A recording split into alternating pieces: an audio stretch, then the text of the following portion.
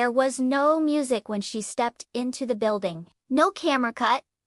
No dramatic lighting shift. Just a subtle distortion in the air. Like the temperature had dropped without permission.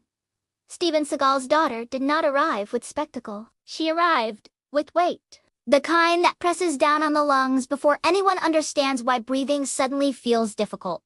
Production assistants slowed their pace. A conversation near catering dissolved mid-sentence. Even the monitors seemed quieter, as if the static itself had chosen restraint. No one announced her. No one needed to. She walked past the security checkpoint without breaking stride. Credentials had already been cleared, though no one could say by whom. The corporate office upstairs had been tense all week. Conference calls stretching longer than usual. Legal teams reviewing language that didn't exist yet. Her signing had been kept deliberately vague. A special appearance. A new era of presence.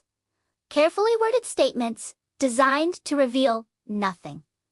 But the roster knew word spreads in wrestling not through press releases, but through silence. In the locker room, veterans avoided eye contact. Younger talent pretended to scroll through their phones. She said nothing as she passed. She did not need to. Her build was not exaggerated, not cartoonish, but dense, controlled. The posture of someone who had trained not for applause, but for confrontation. Her father's name hovered around her like an uninvited witness. Steven Seagal's daughter. The phrase alone carried expectation and skepticism in equal measure.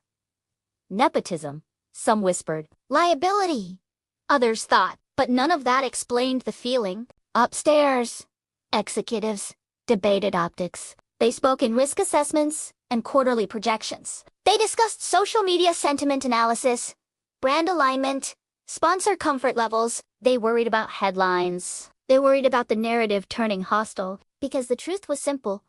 They did not know who she would be once the camera found her. And that uncertainty terrified them more than failure ever could. The crowd that night sensed something off before the first match even began. The arena buzz was uneven. Conversations distracted. A rumor had leaked online hours earlier. A single photo taken in the parking lot, her silhouette stepping out of a black SUV.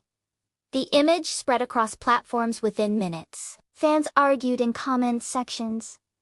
Some were excited, others angry, most confused. WWE had cultivated spectacle for decades, but this felt different. This felt like intrusion. Backstage producers received last-minute changes to the run sheet. Segments were shifted. Timings adjusted. Nobody explained why. They didn't have to. When Steven Seagal's daughter finally stood behind the curtain, waiting, there was no dramatic breath, no visible nerves, only stillness. The kind that makes noise feel inappropriate, the kind that forces everyone around it to reconsider their own volume. Something had entered the company that night. Not chaos, not rebellion. Something heavier, and no one yet understood the cost. The lights dimmed without warning, but not dramatically. It wasn't a blackout.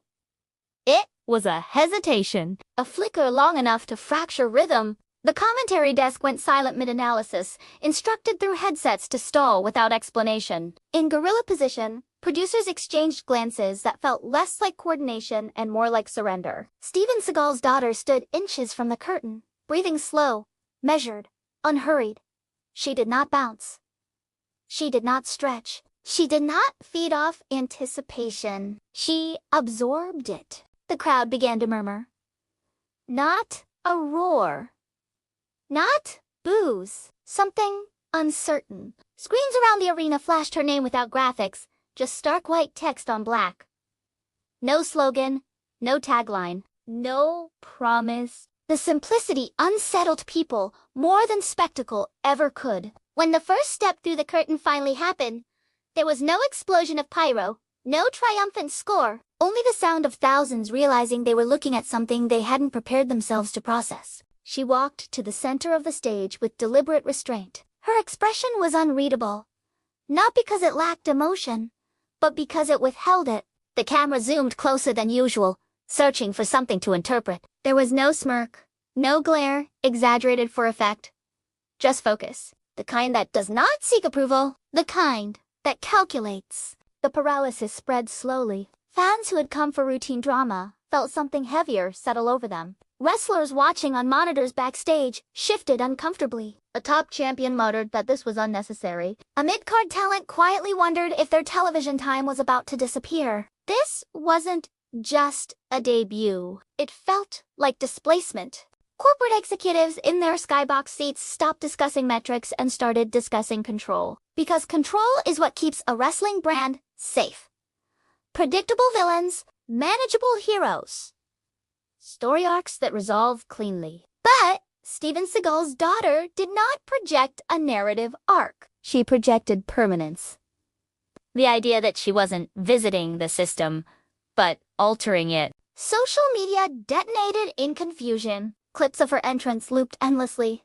Captions split between admiration and alarm. Commentators debated whether this was a publicity stunt or a calculated power move tied to external investors. The company's public relations team drafted statements they hoped they wouldn't need to release. In the ring, a scheduled performer stood waiting, uncertain whether to approach or retreat. The audience noise flattened into a tense hum.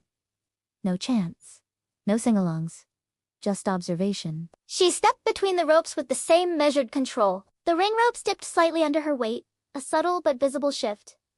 It was small, but symbolic. Something in the structure had adjusted to accommodate her. And in that stillness, everyone understood the same quiet truth. This wasn't about proving herself. It was about forcing everyone else to prove they still belonged. The match itself was not explosive. That was the unsettling part. There were no exaggerated theatrics, no high-risk maneuvers designed to electrify. Steven Seagal's daughter moved with efficiency, each action deliberate, stripped of flair. She didn't play to the hard camera. She didn't acknowledge the crowd. Every hold felt clinical, almost instructional, as if she were demonstrating what dominance looks like when it refuses applause. Her opponent tried to escalate the pace, injecting speed and familiar rhythm, but it dissolved against her composure. Each counter was controlled. Not flashy, not cruel, but final. The audience searched for emotional cues. Should they boo? Should they cheer? The absence of performance left them stranded. This wasn't spectacle violence. It was quiet authority. Backstage, tension deepened. A veteran pulled aside a producer, asking where this angle was headed. The producer didn't have an answer. That uncertainty spread like infection. Wrestlers build careers on trajectory. They accept losses when they understand the long game. But this felt different. There was no visible roadmap. Just insertion. Executives monitored sponsor reactions in real time. Engagement metrics spiked, but sentiment fluctuated wildly. Some advertisers loved the unpredictability. Others flagged concern about tone. Steven Seagal's daughter represented strength. Yes, but not comfort. And comfort sells more consistently than fear. When the match ended, it did so abruptly. No extended celebration. No taunting. She stood, breathing steady, eyes scanning the arena not with arrogance, but assessment. The defeated wrestler remained on the mat longer than necessary, not injured severely, but visibly shaken. That detail mattered. It wasn't the physical damage. It was the psychological displacement. In the locker room afterward, conversations hardened. A rising star questioned whether years of loyalty meant anything if an outsider could shift hierarchy overnight. Another wrestler defended her, arguing that competition was the point. But even that defense sounded thin. Because this didn't feel like competition, it felt like recalibration. Online narratives fractured further. Analysts dissected her lineage, her training, her intent. Articles framed her as either the future of legitimacy or the symbol of corporate gamble. Her father's name trended alongside her own, binding legacy to present pressure. Steven Seagal's daughter carried not just expectation, but scrutiny sharpened by bloodline. In a private office, a senior authority figure admitted what no one else would say publicly. They had underestimated the emotional weight she would bring. They assumed a debut. What they unleashed was a shift in atmosphere. As she exited the arena later that night, without entourage, without visible satisfaction, the building felt emptier than it had before she arrived. Not quieter, emptier, as if something foundational had been moved slightly off-center, and no one yet knew how to realign it. The days that followed were not celebratory. They were tense. Internal emails circulated with revised creative outlines that avoided specifics. Brand managers requested meetings about tone management. Steven Seagal's daughter had not violated policy. She had not broken protocol, yet the system felt destabilized simply by her presence. Other wrestlers adjusted their behavior subtly. Promos became more guarded. Physical performances more cautious. The awareness of her watching from backstage altered posture and risk-taking. It wasn't fear of injury. It was fear of She had exposed something fragile in the hierarchy.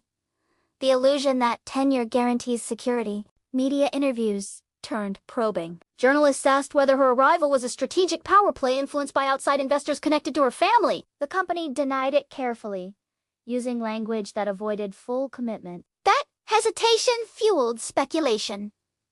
Wrestling thrives on controlled narrative. This narrative resisted containment. Social media debates Grew hostile. Some fans admired the stripped-down intensity she brought. Others accused the company of abandoning its identity for perceived legitimacy. Hashtags trended demanding clarity. But clarity never came. Steven Seagal's daughter remained largely silent, offering minimal public comment. No playful engagement, no behind-the-scenes charm content. In an era driven by accessibility, she chose opacity. Within creative meetings, tension escalated. Writers struggled to integrate her into ongoing arcs without diminishing established stars. Every scenario risked backlash. If she dominated, resentment would grow. If she faltered, credibility would shatter. The margin for error felt razor thin. Privately, the cost surfaced. Family interviews dredged up expectations placed on her since childhood. Comparisons to her father intensified scrutiny. Every movement analyzed as inherited aggression or calculated rebellion. The weight of legacy is heavy when success feels pre-assigned and failure feels inevitable. At a live event the following week, her presence backstage again shifted atmosphere before cameras rolled. Conversations shortened. Laughter thinned. Not because she demanded silence, but because her composure highlighted excess. She trained in a corner alone, methodical, expression unchanged. She did not seek alliances. She did not engage in visible rivalry. That isolation made her harder to categorize, and therefore harder to control. Authority figures attempted subtle adjustments, placing her in segments designed to humanize her. The effect was minimal. She did not perform vulnerability on command. She existed within the space without bending to it. By the time she stepped through the curtain again, the crowd reaction was sharper, divided, unsettled. Not louder, sharper. The company had wanted impact. It had achieved something closer to pressure. And pressure, left unmanaged, fractures foundations slowly. Weeks passed, but the atmosphere never normalized. Steven Seagal's daughter had not taken a championship. She had not delivered inflammatory speeches. She had simply continued to exist within the structure, unsoftened. That consistency became its own disruption. Wrestlers adapted strategies around her. Creative teams recalibrated arcs preemptively. Executives monitored volatility like analysts watching unstable markets. The locker room divide became more pronounced. Some respected her discipline, her refusal to indulge spectacle. Others viewed her as a symbol of corporate risk imposed without consensus. Trust, once fractured, rarely repairs cleanly in professional wrestling. Careers hinge on momentum, and momentum had shifted in ways that felt intangible yet undeniable. Financial reports showed spikes in engagement whenever she appeared. Controversy drove attention, but long-term brand partners expressed concern about tonal drift. Was the company leaning into realism too heavily? Was discomfort sustainable as entertainment? These were not questions typically asked so openly. Her personal costs deepened quietly. Paparazzi pursued her outside training facilities. Online commentary dissected her facial expressions frame by frame. Comparisons to her father intensified whenever she displayed restraint. Expectations hardened into pressure. Strength became obligation. During one broadcast, The camera lingered on her face longer than scripted. There was no smile, no visible rage, just concentration edged with something heavier. Fatigue, perhaps. Or awareness. The crowd response that night was fractured into competing chants that never unified. That fragmentation mirrored the company's internal state. Authority figures attempted to reassert control through narrative pivots, but each adjustment felt reactive rather than intentional. The audience sensed it. Wrestlers sensed it. Steven Seagal's daughter sensed it most of all. She remained measured, but the isolation around her thickened. Dominance without celebration becomes solitude. Behind closed doors, executives acknowledged the paradox. She had delivered impact without chaos, yet chaos followed. Not because she broke rules, but because she refused to conform to comforting ones. WWE had built an empire on emotional manipulation carefully balanced between heroism and villainy. She operated outside that binary. The final image before one broadcast faded to black was not of triumph. It was of her standing alone on the stage. Arena lights dimming, crowd noise unresolved. No victory pose.